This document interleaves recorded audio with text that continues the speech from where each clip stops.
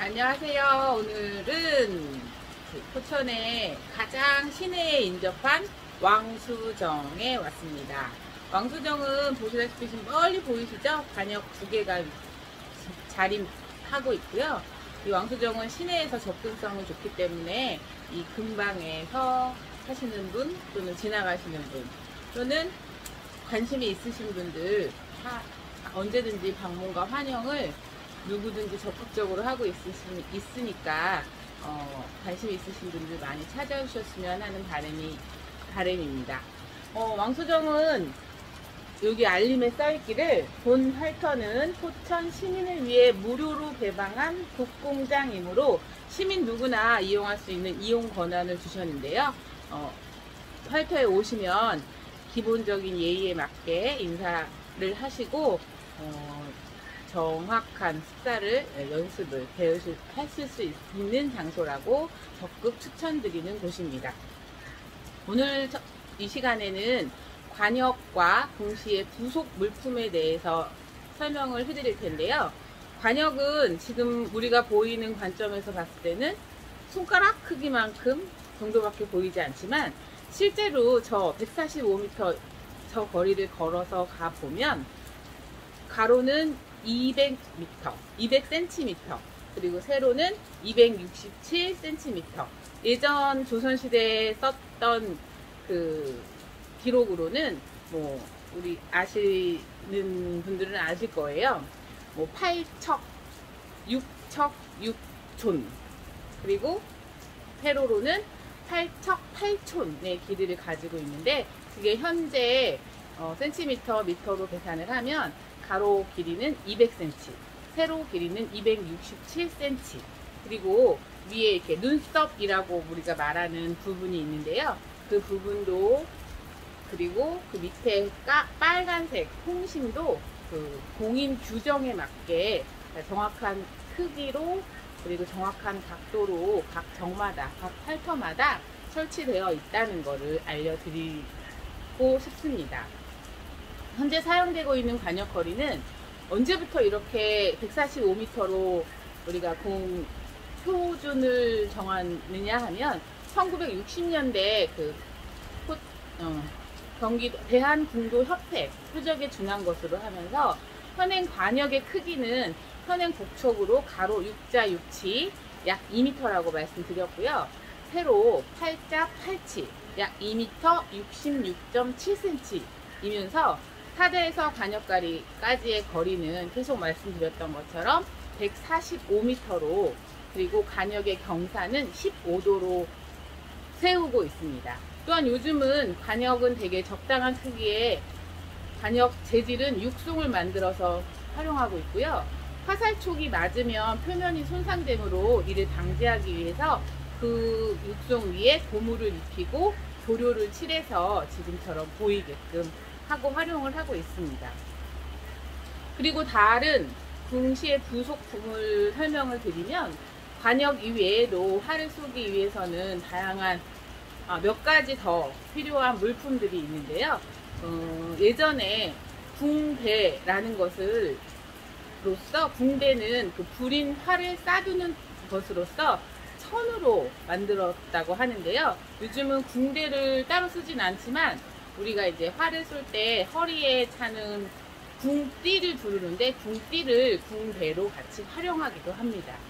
그리고 두 번째로는 전통이 있어요. 전통은 화살을 넣어주는 통으로 지제, 종이로 만든 통과 죽제, 가죽으로 만든 통, 그리고 목재가 있습니다. 그 중에서 습기 방지와 가벼움으로서 지제를 아주 상품으로 삼고 있으면서 통 표면에는 송죽이나 십장생, 멋진 호랑이 등을 새기기도 하고 무사를 상징하는 글귀를 써놓기도 했답니다. 이 전통에는 화살 10개에서 15개를 넣을 수 있는 크기로 제작을 해서 사용을 하고 있었습니다. 활을 쏠 때 기본은 우리가 뭐 여러 손, 한 손, 두 손, 세 손 뭐 이런 이야기들을 앞으로 계속 듣게 되실 텐데요.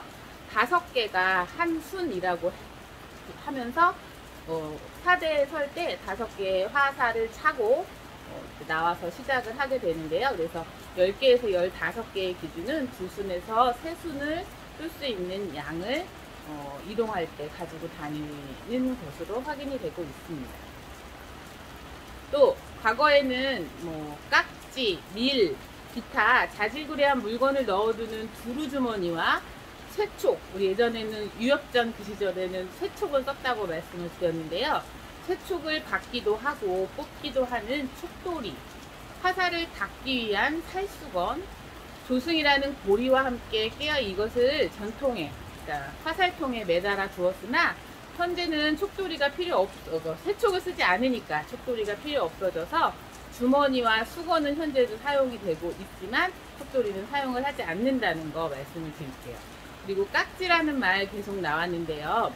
깍지를 먼저 보여드릴게요. 제가 쓰고 있는 깍지예요. 자, 확인이 되실까요?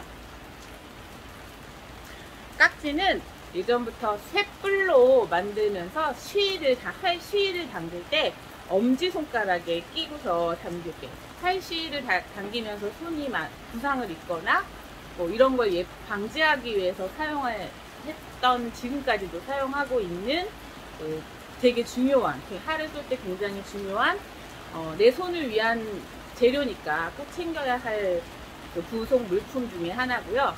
깍지의 종류에는 암깍지와 숫깍지가 있어요. 숫깍지는 유혈깍지라고도 부르면서 이렇게 뾰족한 뿔이 달려 있어요. 그리고 깍지에는 또 암깍지가 있어요. 암깍지는 뿔이 없어요. 이렇게 암깍지, 숫깍지 두 개가 비교가 되시나요? 자, 이거는 편의에 따라 개인의 선택이지만 암깍지를 쓰는 사람은 암깍지의 장점이 있으니까 암깍지를 쓸 것이고, 숫깍지를 쓰시는 분들은 숫깍지의 장점을 있으니까 쓰실 텐데, 저는 개인적으로 숫깍지를 현재 사용을 해서 활을 쏘고 있습니다. 숫깍지의 장점은 일단 좀 암깍지보다 편하다고 말씀하시는 분들이 계셨으나 이건 진짜 극히 개인의 선택이라고 볼 수 있습니다. 그래서 어떤 게 좋다라고는 얘기할 수 없으나 암깍지를 쓰시는 분들께서는 암깍지로 쓰는 게 화살의 정확도가 높다고 이야기를 해주셔서 저도 가끔은 암깍지로 바꿔야 되나 고민을 하고는 합니다. 그리고 팔찌라는 부속 물품이 있는데요. 팔찌는 예전에 한복을 입으면 이렇게 팔이 길게 늘어져 있었잖아요. 팔을 보호하기 위해서 또는 한복의 넓은 소매를 감아서 팔을 쏠 때 편리하게 하기 위해서 사용되어 왔으나 요즘은 한복을 입지 않는 시대라서 사용하는 사람이 거의 없죠. 대신 많은 다수의 사람들이 내 팔뚝을 보호한다거나 팔꿈치, 팔목의 근력을 보호하기 위해서 손목 아래나 팔꿈치 보호대를 사용하기는 합니다. 그리고 삼지끈이라는 부속 물품이 있는데요. 삼지끈은 보통 활을 쏠 때 삼지에 끼면서 쏘지 않을 때는 활이 비뚤어지거나 어느 한편으로 몰리지 않도록 하기 위해서 활에 끼우는 실가락지라고 보시면 됩니다. 근데 이거는 주로 요즘 사용하는 계량궁에는 거의 활용되어 있지 않고요. 각궁은 살아있는 활이라고 했잖아요. 각궁 같은 경우는 온도나 습도 그리고 어떤 충격에 의해서 내 스스로가 제어하지 못하게 뒤집어지거나 활이 벗어날 수가 있어요. 그렇기 때문에 이 삼지끈으로 삐뚤어지거나 한편으로 몰리지 않게 보호를 하는 역할을 하는 이름이 삼지끈이라는 부속 물품이 있습니다. 그리고 운시대라는 게 있는데요. 운시대는 살라리라고 부르기도 하고, 사정에서 무겁에서 주운 화살을 사대까지 보내는 용도로 사용이 되는데, 이 말 자체가 좀 외계어 같을 수도 있어요. 무겁이라는 말도 그렇고 사대라는 말도 그렇고. 사대라는 건 기본적으로 활을 쏘는 위치, 위치를 말하는 거고요. 무겁이라는 건 관역 앞에 뒤에 화살이 더 많이 넘어가지 않도록 있는 장소를 무겁이라고 합니다. 그쪽에서 주운 화살을 사대까지 보내는 용도로 운시대라는 걸 사용하고 있었습니다. 지금 제가 활을 쏘러 간다. 그럼 가장 먼저 챙길 건 기본적으로 활과 화살이겠죠. 그리고 깍지. 깍지가 없으면 활을 쏠 때 내 손가락이 아파서 못 쏩니다. 그래서 깍지는 꼭 챙기고요. 또 한 가지는 있다면 이제 현을 깍지 오른손에 끼는 얘는 솔직히 말하면 손가락 보호대라고 이해하시면 될 것 같아요. 손에 걸어서 현을 화살의 현을 줄을 당길 때 적절하게 이렇게 피어지게 쫀다고 하거든요. 그 쫄 때 내 손가락이 아프지 않게 하기 위해서 지금처럼 이렇게 손에 멋지게 착용을 하고 활을 쏠 때 제가 챙기는 준비물 중에 하나이고요. 짜잔, 이게 보이시나요? 저는 포천정 소속, 포천시 포천정 소속의 김명희라고 합니다. 자, 요거를 궁띠라고 부르면서 이걸 허리에 차고 이 허리에 찬 곳에다 화살을 이제 장전한다고 하죠. 장전해서 사용할 때 궁띠를 허리에 매는 용도로 꼭 챙겨야 하는 부속 물품이라고 이야기 드리고 싶습니다. 이렇게 오늘은 활을 쏠 때 필요한 관역과 부속 물품에 대해서 알아봤는데요. 이제 점차 우리가 이제 활을 당기는 모습까지 진도를 나가려면 앞으로도 좀 더 많은 시간이 필요할 것 같아요. 지속적인 관심과 애정 어린 마음 많은 성원 보내주시기 바라겠습니다. 오늘도 감사드립니다.